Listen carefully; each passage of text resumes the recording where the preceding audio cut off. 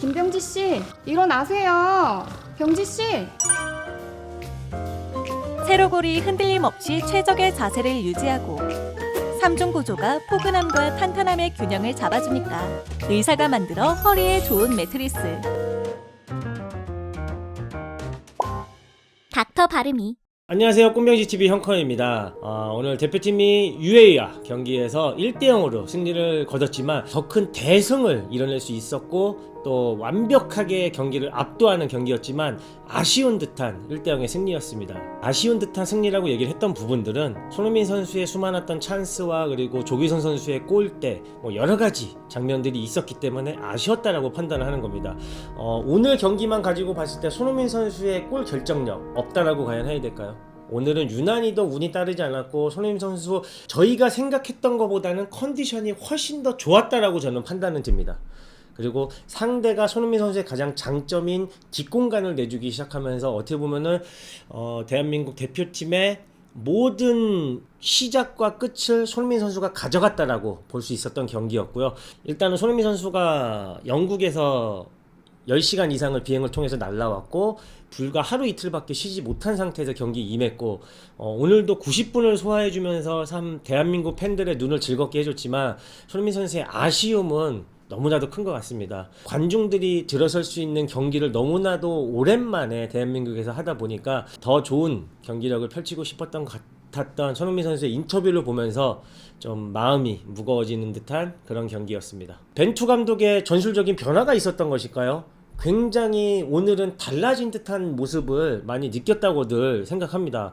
하지만 저의 생각은 이런 부분들도 있어요. 그동안에 벤투호를 만나는 대한민국을 만나는 상대팀들이 너무나도 약체팀들이 많이나도 내려쓰는 경기를 했었고 포백 라인이 내려쓰므로 인해 손흥민 선수의 뒷공간 돌파라든지 미드필드가 경기는 장악하고 있지만 두터운 수비벽을 뚫어내기에는 사실은 그거는 어떤 선수가 와도 쉽지 않은 경기였습니다. 근데 오늘만큼은 상대가 같이 맞불을 놔주면서 손흥민 선수의 뒷공간 침투라든지 돌파, 크로스, 중거리 슛까지 오늘은 정말 벤투호에서 볼 수 없었던 다양한 전술을 봤다라고 저도 표현을 하고 싶네요. 하지만 상대성이 분명히 있다라는 거. 이 얘기는 뭐냐면 오늘 경기만 잘했다가 아니라 상대가 같이 맞불을 놔준다라고 하면은 대한민국도 늘 이런 경기를 할 수 있다라는 거를 여러분들이 알아주셨으면 좋겠습니다.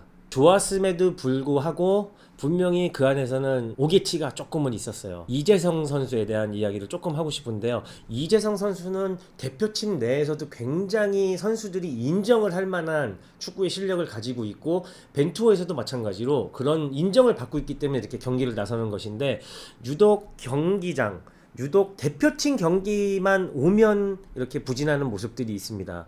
제가 경기 중에 이런 표현을 했어요. 이재성 선수의 경기를 해야 되고 이재성의 장점을 가진 경기만을 해야 되는데 맞춰갈라라는 경기를 하고 있는 것처럼 보인다. 뭔가 서둘러 패스를 하고 패스 타이밍이 아닌데 패스를 넣으려고 하고 자신있게 드리블을 할 수 있는 장면인데 안 하고 패스하는 모습들, 이런 부분들이 어떠한 부담감이 있는지 모르겠어요. 물론 지난 경기 때 엄청난 아플 세례도 받고 이재성 선수만큼 대표팀 차출이 되고 지금 이 정도의 기간이 흘렀다라고 하면은 태극마크가 주는 부담감보다는 오히려 즐기려 한다는 느낌이 더 이재성 선수한테 많을 것 같은데, 한 가지 우려스러운 부분은 이런 얘기 아까 안 한다 그랬는데 이재성 선수에 대한 기다림만 얘기를 했는데 한 가지 얘기를 한다라고 하면은 역할론적으로 봤을 때 과연 그게 이재성 선수의 역할론이 맞을까 하는 그 중앙에 쏠려있는 왼발잡이로서 왜 양쪽에 황희찬과 손흥민이 딱 자리 잡으면서 이재성 선수의 활동 범위가 요 가운데서만 좀 약간 국한되어 있는 모습?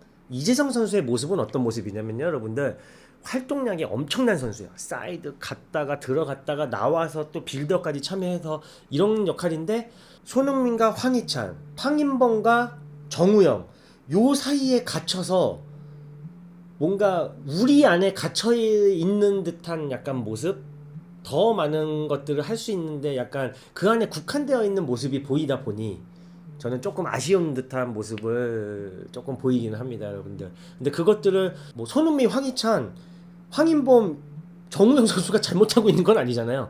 근데 약간 우리 미드필드 역할을 보면은 이재성 선수와 위치를 바꿔가면서 공을 받아주고 뭔가 자연스럽게 이렇게 돌아가는 듯한 모습이 아니라 뭔가 이재성 선수만의 이 가운데서 약간 국한되어 있는 모습을 좀 보는 좀 마음이 조금 있다 보니까 이재성 선수의 장점을 살리자라고 하면은 좀 더 많은 활동 범위를 가져가고 스위칭 플레이가 되고 희찬이가 스위칭 플레이하고 사이드로 나갔다 들어오고 손흥민 선수와도 마찬가지고 2선에서 침투하는 움직임도 보여주고 본인이 한테 주어지는 역할이 있는 것 같은데 너무 그 역할만 하려고 하지 않나라는 조금 조심스러운 좀 의견을 좀 내보도록 하겠습니다. 자, 그리고 원톱에 오늘 조규성 선수가 나왔습니다. 황의조 선수에 대한 대안이었죠. 부상이 당했을 때 이것은 어떻게 봐야 되냐면은 늘 대표팀에 가서도 마찬가지예요. 제가 뭐 재수없는 말 하나 하겠습니다. 뭐 손흥민 선수가 부상을 당했다. 탭탭탭. 자, 3번 일단 뱉었습니다. 만약에 그런 일이 발생했다. 이 대안을 우리가 계속 생각을 해야 돼요. 황의조 선수에 대한 대안도 마찬가지예요. 조규성 선수에 대한 이제 대안을 얘기를 가져가야겠죠, 우리가. 그런 거를 봤을 때 그 무게감, 원톱에 대한 그 무게감, 그 유럽 선수, 조규성 선수보다 피지컬이 월등하게 좋고 막 190 몇 되는 선수가 빠르기도 한데 힘도 좋고 막 머리도 영리해.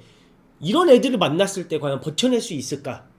라는 생각을 늘 조금은 뭔가에 대한 아쉬움을 가져가는 건 사실입니다. 물론 오늘 조규성 선수가 안 좋은 플레이를 보였던 건 아니지만 바라는 듯한 모습을 보이는 이 아쉬움이 약간은 남아있는 듯한 모습을 생각을 하는 것 자체가 있지 않나라는 아쉬움이 들기는 하지만 아직 조규성 선수가 이제 2경기, 3경기째 나오고 있는 거거든요. 앞으로 좀 더 선수들하고 호흡을 맞추다 보면은 좀 더 좋은 경기가 나오지 않을까. 아직까지는 황의조 선수의 그런 공백을 완벽하게 메웠다라고 하기에는 아쉬움은 있었다라고 판단을 내리고 싶습니다.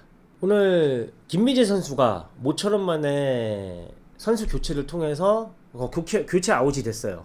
민재 못해서 아웃됐다라고 하면 추가 알못 인정?